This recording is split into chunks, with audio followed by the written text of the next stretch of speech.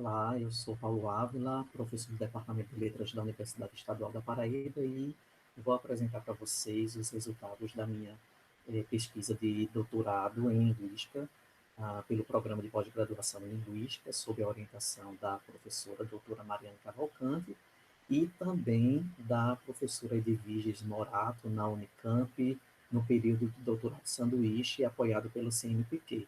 O título da tese é o Sistema de Referenciação Multimodal de Crianças com Síndrome de Down em Engajamento Conjunto e foi defendida em 2017. A estrutura da tese se mostra da seguinte maneira: o capítulo 1 é a Síndrome de Down, um pouco de história, e eu trago como é que esse termo surgiu, alguns achados sobre síndrome de Down nas obras de arte, né, as discussões iniciais sobre essa síndrome, né, com os estudos de John Langdon Down. O capítulo 2, eu falo sobre a atencionalidade e engajamento conjunto, baseado principalmente nos estudos de Tomazello. Né? Capítulo 3, um olhar sobre a referência e o processo colaborativo da referenciação. Neste capítulo, nós vamos falar aqui o que se entendia por referência durante muito tempo na língua era algo já pronto, né, etiquetado no mundo, e quando a gente fala do processo colaborativo da referenciação, nós falamos que tudo, em termos de língua, é negociável no nosso processo cultural, na nossa relação com o outro. Né?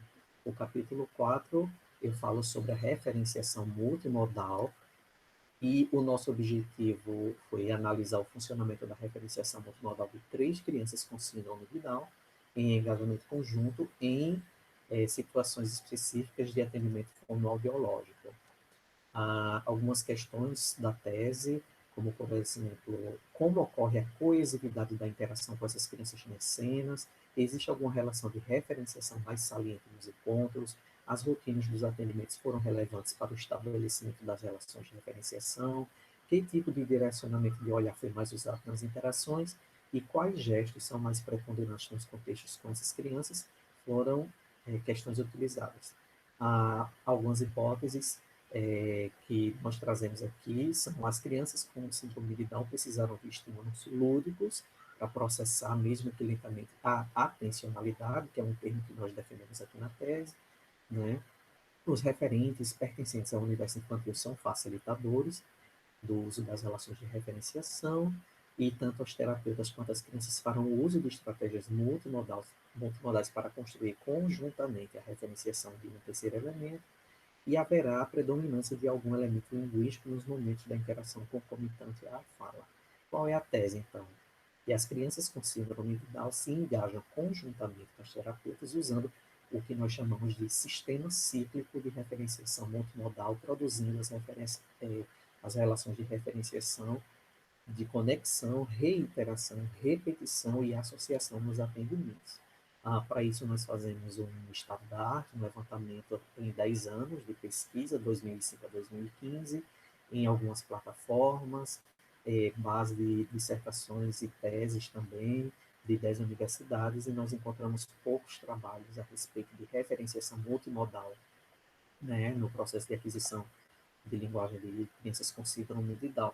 Essa pesquisa foi uma parceria com o Laboratório de Aquisição da Fala e da Escrita e a Clínica Escola de Fonoaudiologia da UFPB, né, sob a orientação tanto da professora Mariana Cavalcante quanto da professora Isabelle Caino Delgado, né, que essa segunda orientou o projeto de pesquisa Letramento em Pauta, né, intervenção fonoaudiológica em sujeitos com síndrome de Down. A coleta ocorreu em 2014 e 2015, com 3 crianças, 2, 6 e 8 anos. Foram 17 encontros, o estudo é longitudinal, né, e as nossas cenas foram transcritas no software Elan. As análises são quanto-qualitativas. Né? Eu trago um pouco de história da síndrome de Down, de registros, né? Discussões a respeito dos trabalhos do médico inglês John Langdon Down, né? Algumas instituições que foram sendo fundadas desde o século XIX a respeito do tratamento ou do trabalho das crianças e dos sujeitos com algum tipo de deficiência, que eram excluídos, eram tidos como fruto demoníaco na Idade Média, né? E aí, como nós vimos nessa citação, embora todas essas instituições fossem surgindo, os trabalhos eram muito pautados na biomedicina, ou seja, no desenvolvimento de aspectos físicos dessa síndrome, né, das questões genéticas, mas não especificamente sobre as interações dessas pessoas, né, com seus cuidadores. A respeito dos aspectos gestuais dos sujeitos com síndrome de Down, nós encontramos uma parte dos estudos sobre os gestos como acessórios da fala, como não ocupando uma matriz linguística, mas uma matriz de linguagem, de modalidade de linguagem, e também temos uma segunda parte dos estudos baseados em Kendall, McNeil e nossos próprios estudos publicados, né, em parcerias, que falam dos gestos ocupando a mesma matriz de produção da fala, portanto, os gestos são linguísticos. Né? Aqui eu trago uma taxonomia gestual baseada em Kendall e em McNeil, né? Falo do caráter semiótico dos gestos, tomando como base as descobertas de Adam Kendall na década de 80, mostro algumas cenas aqui, né? Tudo isso foi aprovado pelo Comitê de Ética da UFPB. Vou falar sobre atencionalidade e engajamento conjunto, porque esse termo atencionalidade. Os estudos sobre aspectos culturais de colaboração humana, né, de colaboração na linguagem humana, falavam de intencionalidade. No que se refere à criança, no que se refere ao bebê, a gente acha muito delicado dizer quando essa intencionalidade ocorre ou como medir essa intencionalidade dessa criança. Portanto, nós cunhamos o termo atencionalidade na tese. Né? Falamos sobre atenção conjunta e direcionamento do olhar, e aí nos baseamos no livro de Tomazello e em outros trabalhos dele também. E no último ponto aqui a gente fala sobre o olhar de partilha de expectativa, que também é um termo que nós cunhamos aqui na tese. Né? No que se refere ao olhar sobre a referência e o processo colaborativo da referenciação, fazemos um apanhado sobre os estudos clássicos da referência, né, baseados na lógica, né, até a virada pragmática, e trazemos também a filosofia da linguagem de Markowski, né, os trabalhos interativos de Mondadori do Bois, Koch, Cortez e Koch também, mostrando que a linguagem não é estanque, não é estática, né? As coisas não estão prontas no mundo, mas a linguagem é dinâmica e instável, os sentidos são negociáveis, reinterpretáveis, há recategorização dos termos, muita ambiguidade e refocalização, porque as práticas discursivas são culturalmente situadas. Portanto, nos atendimentos ou no acompanhamento interativo com essas crianças, seja com síndrome de Down ou não, a linguagem é completamente negociável. Né? No que se refere no que diz respeito à referenciação multimodal, eu parto de algumas questões como ocorrem as relações de referenciação, elas podem emergir ao mesmo tempo, são produzidas apenas nos textos escritos ou orais, ou nas relações multimodais. Para isso, eu me baseio em 4 tipos de relações de referenciação, né, da linguística textual, e faço toda a aplicação para a tese no que eu chamo de sistema de referenciação multimodal, né? Que é esse sistema cíclico, não tem setas indicando quando inicia nem quando finaliza. Cada círculo desse mostra um envelope multimodal, que foi um termo cunhado na dissertação de mestrado, né?